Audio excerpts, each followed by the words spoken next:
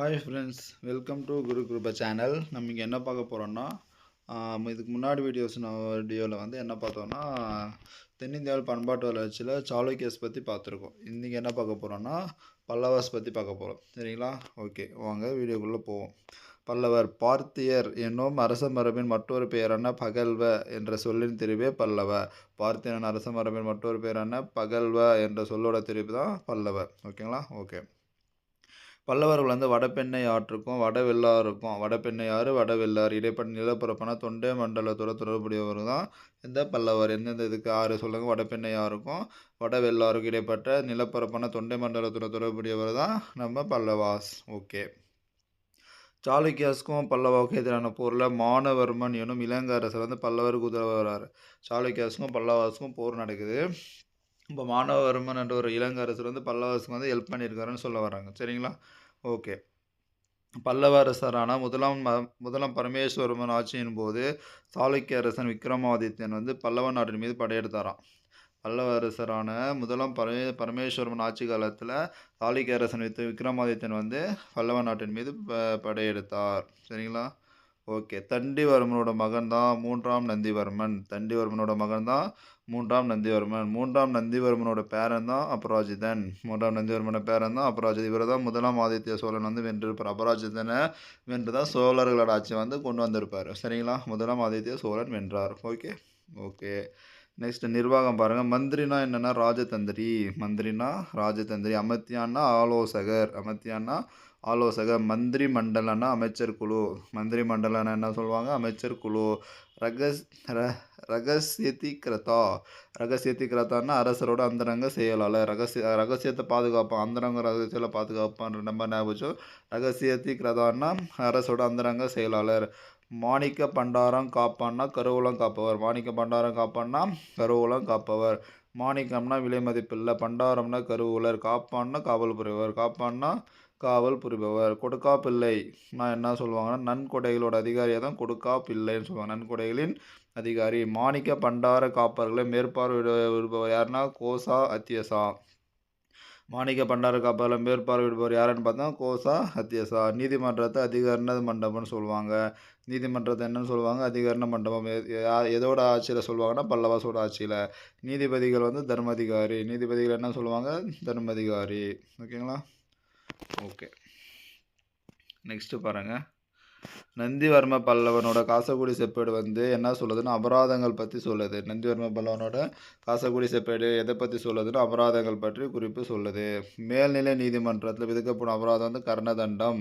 மேல்நிலை நீதிமன்றத்தில் விதிக்கப்படும் அபராதத்தை என்ன சொல்கிறாங்க? கர்ணதண்டம். கீழ்நிலை நீதிமன்றத்தில் விதிக்கப்படும் அபராதத்தை என்ன சொல்ல? அதிகரண தண்டம். மேல்நிலை நீதிமன்றத்தில் விதிக்கப்படும் அபராதத்தை கர்ணதண்டம்னு சொல்கிறாங்க. கீழ்நிலை நீதிமன்றத்தில் விதிக்கப்படும் அபராதத்தை அதிகரண தண்டம். ஓகே. நெக்ஸ்ட் பாருங்கள். நில மானியங்கள். நில உரிமை அரசர்கிட்ட தான் இருந்துச்சு. நில உரிமை யார்கிட்ட இருந்துச்சு? அரசரிடம். பிரம்மதேய நிலங்கள் வந்து பிராமணர்கள் வந்து கொடியாக வழங்கப்பட்டது. பிரம்மதேய நிலங்கள்லாம் என்னென்னா பிராமணர்களுக்கு கொடியாக வழங்கப்பட்ட நிலத்தை தான் பிரம்மதேய நிலங்கள்னு சொல்கிறாங்க. அதே கோயிலுக்கு கொடியாக வழங்கப்பட்ட கிராமத்தை தேவதான கிராமம்னு சொல்லுவாங்க. கோயிலுக்கு கொடியாக வழங்கப்பட்ட கிராமத்தை என்ன சொல்கிறாங்க? தேவதான கிராமம். ஓகேங்களா? நெக்ஸ்ட்டு பாருங்கள். 1879 1879 இது ஒழுங்காக தெரில, கொஞ்சம் யூஸ் பண்ணிக்கோங்க. 1879 11 செப்பு பட்டயங்கள் கண்டறியப்பட்டிருக்காங்களாம். 1879 எவ்வளோ செப்பு பட்டயங்கள்? 11 செப்பு பட்டயங்கள் கண்டறியப்பட்டுள்ளன.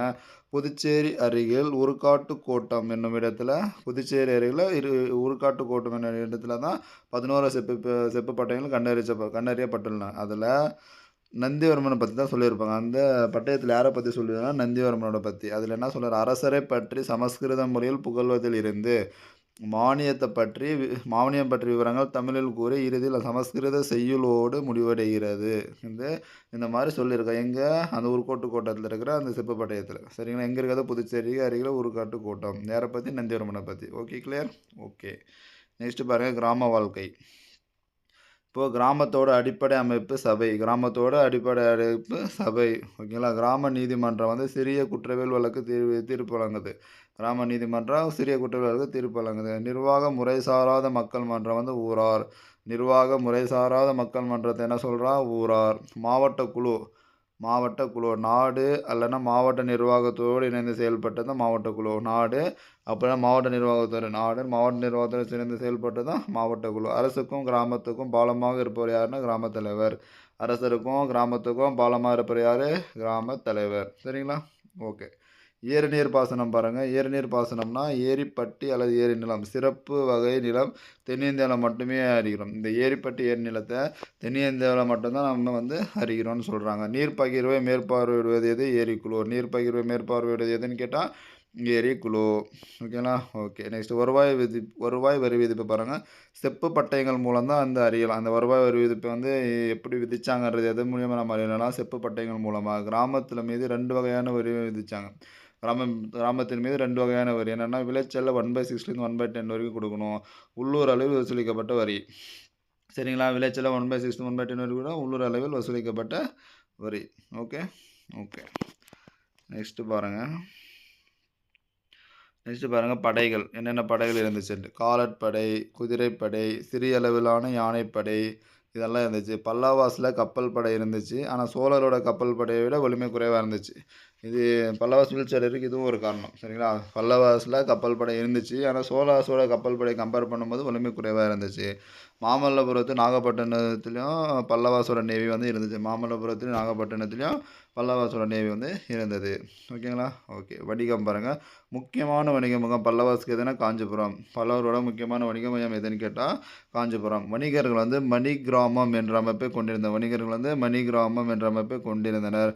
மாமல்லபுரம் வந்து முக்கிய துறைமுகமாக இருந்துச்சு. மாமல்லபுரம் முக்கிய துறைமுகமாக இருந்தது. வணிகர்கள் தமக்கென ஒரு வணிக குழு இருந்து வணிகர் வந்து தனக்கென ஒரு வணிக குழு வச்சிருந்தாங்க. அவங்க வந்து சுதேசி, ஞானதேசிகர், ஐநூற்றுவர் என்ற பெயரில் வணிகர் வந்து தனக்கென ஒரு வணிக குழு வச்சுருந்தாங்க. அதுக்கு பேர் என்னென்னா சுதேசின்னு சொல்லுவாங்க. அப்புறம் ஞானதேசிகர், அப்புறம் ஐநூற்றுவர் என்ற பெயரில் இருந்துச்சு. வெளிநாட்டில் வணிகம் மேற்கொண்ட வணிக குழு ஞானாதேசி. வெளிநாட்டில் வணிகம் மேற்கொண்ட வணிக குழு என்ன பேர்? ஞானாதேசி. அவங்களுக்கு வந்து ஒரு தனி கொடி இருந்துச்சு. அது என்ன இருந்ததுன்னா காலை வடிவம் கொண்ட ஒரு தனி கொடி வந்து ஞானதேசிக்கு இருந்துச்சு. சரிங்களா? புரியுதா? ஓகே. சாரி. ஞானாதேசி தலைவர்கள் வந்து என்ன சொல்கிறாங்க பாருங்கள். ஞானாதேசி தலைவர்கள் வந்து பட்டன் சாமி, பட்டன் கிழார், தண்டநாயகம் எனும் பெயரில் வந்து சொல்கிறாங்க ஞானாதேசி தலைவர்களை. இதோட உறுப்பினர் வந்து ஐகோல் பரமேஸ்வரியன்னு சொல்லுவாங்க. இதோட உறுப்பினர்கள் என்ன சொல்கிறாங்க? ஐகோல் பரமேஸ்வரியர். சரிங்களா? ஓகே. கடல்வழி வாணிபம் பாருங்க என்ன சொல்கிறாங்கன்னு. தென்கிழக்கு ஆசியாவில் கடல் கடிந்த வாணிகம் வந்து பல்லவர் வந்து ஈடுபட்டிருந்தாங்க. தென்கிழக்கு ஆசியாவில் கடல் கடிந்த வணிகத்தில் பல்லவர் வந்து ஈடுபாடு. கம்போஜான்றது கம்போடியா. சம்பானா ஆனம். ஸ்ரீவிஜயா தெற்கு மலேசிய தீபகற்பம் சுமத்ரா. ஸ்ரீவிஜயா தெற்கு மலேசிய தீபகற்பம் சுமத்ரா. சரிங்களா? சமூகத்தில் பாருங்கள் பிராமணர்களோட அரசின் ஆலோசகராக செயல்பட்டாங்க. பிராமணர்கள் வந்து அரசோட ஆலோசகர்களாக செயல்பட்டாங்க. நாட்டை ஆண்டவர் வந்து சத் சத்திரியர்கள். ஜாதி அமைப்பு வலுவாக நிறுவப்பட்டது. சமஸ்கிருதம் பெரும் முக்கியத்துவம் பெற்றது. இது பல்லவாசில் சமஸ்கிருதம் பெரும் முக்கியத்துவம் பெற்றது. காஞ்சிபுரம் வந்து முக்கியம் வாய்ந்த கல்வி மையம். யுவான் சுவாங் வந்து காஞ்சிபுரத்துக்குள்ளே போய் 1000 புத்த மடாலங்களையும் மகாயான புத்தத்தை சேர்ந்த 10,000 குருமார்களையும் தன் கண்டதாக பதிவு செய்திருக்கார் யுவான் சுவாங். அதே சாளுக்கியாஸில் எவ்வளோன்னு படித்தோம்? 5000 படித்தோமா? அதே பல்லவாசில் வந்து 10,000. யார்? அதே யுவான் சுவாங் தான். சரிங்களா? புரிஞ்சா? ஓகே. நெக்ஸ்ட்டு பாருங்கள். சமண சமயம் கர்நாடகாவில் சரவணபெலகுலா இருக்குது. சமண சமயத்தை சேர்ந்த வந்து சரவணபெலகுலா எங்கே இருக்குது? கர்நாடகாவில் இருக்குது. காஞ்சி பகுதியில் கிருஷ்ணா கோதாவரி பகுதியில் புத்த துறவி மடாலயங்கள் இருக்குது.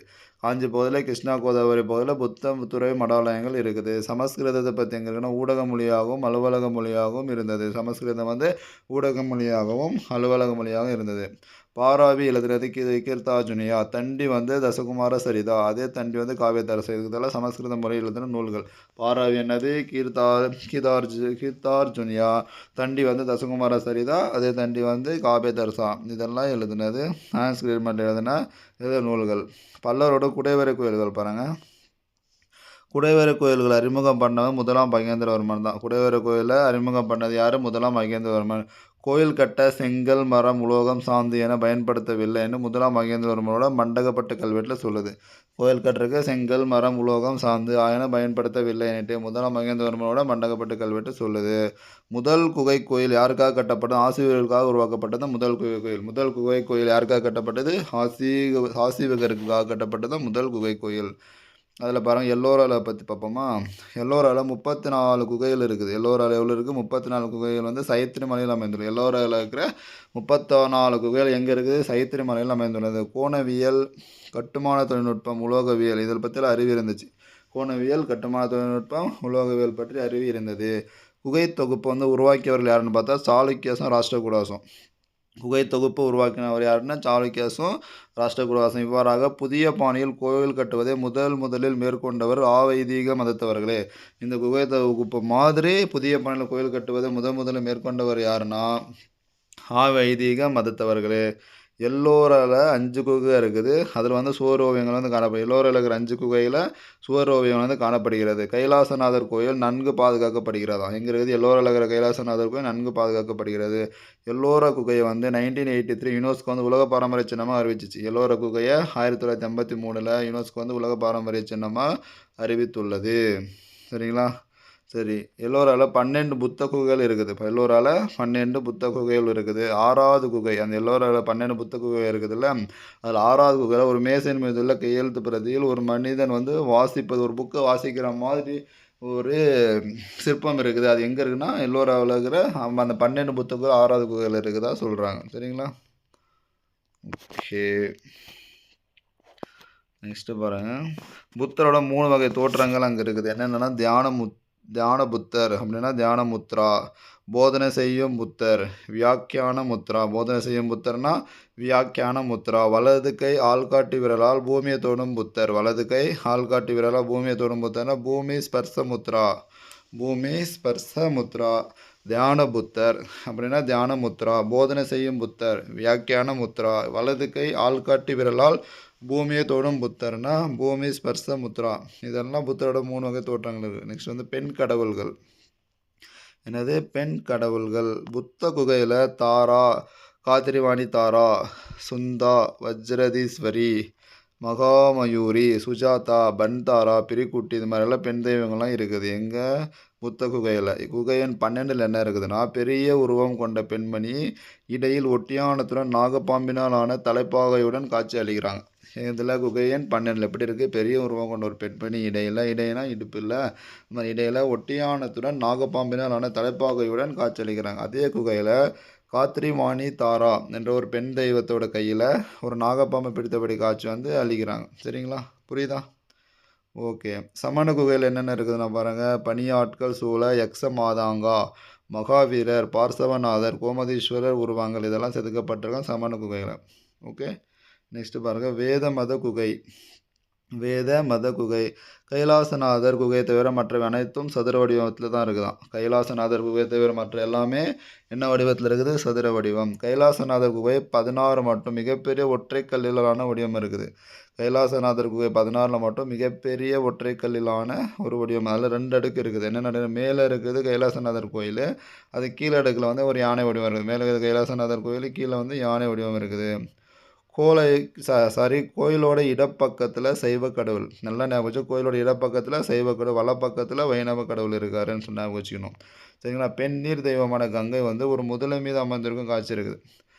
பெண் நீர் தெய்வமான கங்கை வந்து ஒரு முதலை மீது அமைந்திருக்கிற காட்சி. யமுனை ஆமை ஒன்றின் மீது அமைந்திருக்கும் காட்சி. யமுனை வந்து ஆமை ஒன்றின் மீது அமைந்திருக்கும் காட்சி. இதெல்லாம் இருக்குது. எங்கே இருக்குது? வேத மத குகை. வேத மத குகையில் இந்த மாதிரியெல்லாம் இருக்குதுன்ற மாதிரி சொல்ல வராங்க. சரிங்களா? நெக்ஸ்ட் பாருங்கள். அஜந்தா. அஜந்தா எங்கே இருக்குன்னா மகாராஷ்டிரா மாநிலம் அவுரங்காபாத் நகரத்தில் வடக்கு 100 கிலோமீட்டர் தொலைவில் அஜந்தா கோயில் இருக்குது. எங்கே இருக்குது? மகாராஷ்டிரா மாநிலத்தில் அவுரங்காபாத் நகரத்தில் வடக்குலேருந்து 100 கிலோமீட்டர் தொலைவில் அஜந்தா குகை இருக்குது. சரிங்களா? ஓகே, நெக்ஸ்ட்டு பாருங்கள். எரிமலை பாறையிலிருந்து 30 குகை குடைந்தெடுக்கப்பட்டுள்ளது இந்த அஜந்தா. எரிமலை பாறையிலிருந்து ஒரு 30 குகை குடைந்தெடுக்கப்பட்டுள்ளது அஜந்தா. முதலில் அஜந்தா குகைகளை அமைக்க துவங்கியவர் யாருன்னா ஹீனயான புத்த மத பிரிவினர். முதல்ல அஜந்தா குகைகள் அமைக்க தொடங்கியவர் யாருன்னு பார்த்தா ஹீனயான புத்த மத பிரிவினர். முதல் கட்டடக் குகைகள் எப்போன்னா பொதாண்டுக்கு முன் 200லேருந்து பொதாண்டு 200. இரண்டாவது கட்டடக் குகைகள் வந்து பொதாண்டுக்கு முன் 200லேருந்து பொதாண்டு 400 வரைக்கும். சரிங்களா? ஓகே. நெக்ஸ்ட் பாருங்கள் ஓவியம்.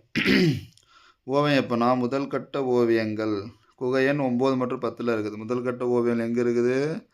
குகை எண் 9 மற்றும் குகை எண் 10ல்.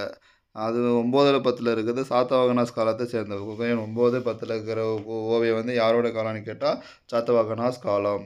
நெக்ஸ்ட் வானுலக வாசிகளான கின்னார்கள், வித்யாதார்கள், கந்தர்வர்கள், சிற்பம், ஓவியம் இதெல்லாம் இங்கே காட்சி இருக்குது எங்கள் ஓவியத்தில். வானுலகவாசிகளான கின்னார்கள், வித்யாதார்கள், கந்தர்வர்கள், சிற்பம், ஓவியம் காட்சி வந்து இருக்குது. ஓவியத்தில் போதிசத்துவர் அளவில் பெரிதான புடப்பு ஓவியமாக இருக்குதான். ஓவியத்தில் போதிசத்துவர் அளவில் பெரிதான புடப்பு ஓவியமாக இருக்குதுன்னு சொல்கிறாங்க. நெக்ஸ்ட்டு கட்டிடக்கலை சிற்பம் பாருங்கள். கட்டிடக்கலை நோக்கில் அஜந்தா குகைகளை 2 குழுக்களாக பிரிக்கலாமா? கட்டிடக்கலை நோக்கில் அஜந்தா குகைகளை 2 பிரிவாக பிரிக்கலாம். என்னென்னா ஒன்று சைத்தியா, இன்னொன்று விகாரை. அறையோட ஒரு கோடியில் புத்தருடைய சிலை பரமார்த்த பாணியில் இருக்குது. அறையோட ஒரு கோடியில் புத்தருடைய சிலை பரமார்த்த பாணி.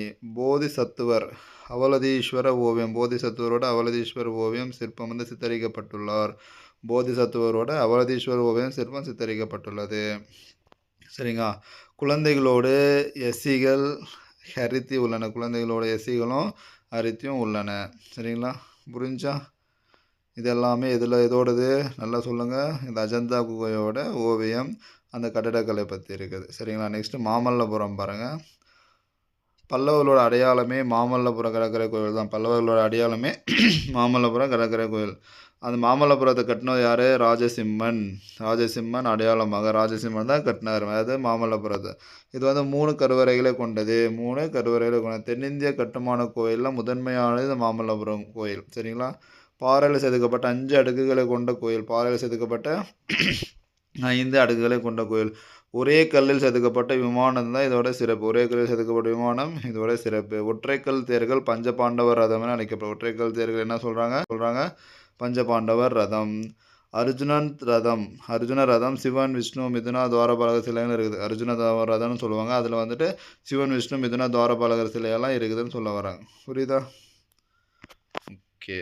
5 ரதத்தில் 5 ரதம் இருக்குதுன்னு சொன்னோம்ல பஞ்சபாண்டவர் ரதம். அதில் மிக நேர்த்தியானதுன்னு பார்த்தா தர்மராஜ ரதம் தான். 5 ரதத்தில் மிக நேர்த்தியானதுன்னு பார்த்தது தர்மராஜ ரதமாகும்.